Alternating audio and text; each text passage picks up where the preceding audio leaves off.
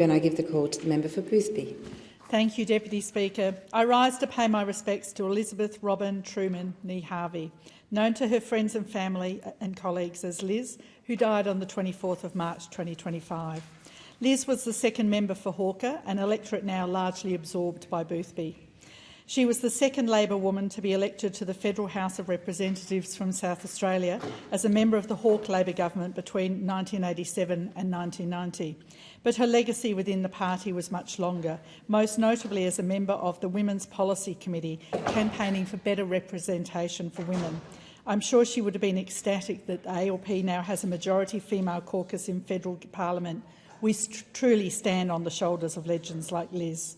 Liz was a compassionate and dedicated local member. She spoke in her first speech of the importance of social housing and support for Vietnam veterans, single parents, people with disability and women escaping domestic violence.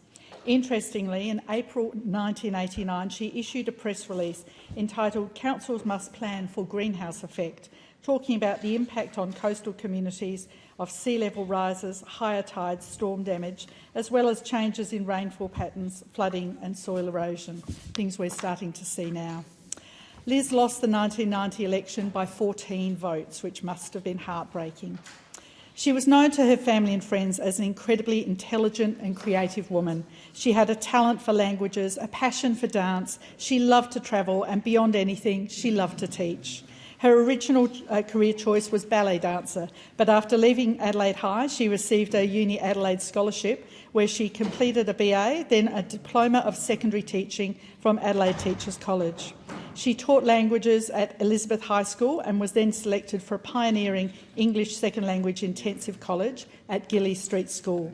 Her flair for language, her interest in culture led her to live and travel around the world, teaching in Madrid and Amman, living in Argentina, Patagonia and travelling through Europe and the Middle East. She turned her creative flair and her experience in Parliament into a series of stories originally published online as Snowflake's Hope and then as The Glasshouse Effect. I've been unable to locate a copy of the book. However, I believe it included profiles of Bob Hawke, Paul Keating, John Button, Neil Blewett and Barry Jones, as well as a very unflattering description of the typical senator. She did, however, say that she had changed some names to protect the guilty. The mind boggles. Liz is much missed by her partner Peter, her sons Stephen and Tom, and her grandchildren Maxwell, Florence and Oliver, stepchildren Matt, John and Ali and their families, as well as her sister Verity, a former colleague of mine. Vale, Liz.